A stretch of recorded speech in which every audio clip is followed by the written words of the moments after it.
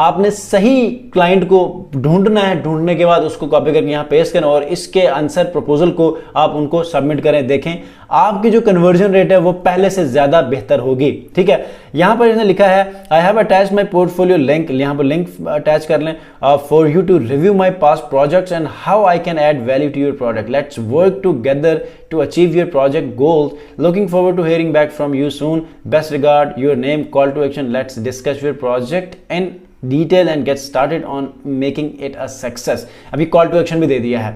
तो इसी तरह आप अमेजिंग आप प्रपोजल लिख सकते हैं अपवर्क के लिए। अब आपके लिए, आपको बेशक इंग्लिश नहीं आती लेकिन काम आता है, आपके इंग्लिश की ग्रामर सही नहीं है लेकिन आपको काम आता है, मजबूरी है कि आप कैसे प्रपोजल लिखेंगे। तो AIPLM is one of the best and professional system कि जो आपको हेल्प कर सकता है आपके अपवर्क के प्रपोजल को राइट डाउन करने के लिए, and you can easily get your orders as soon as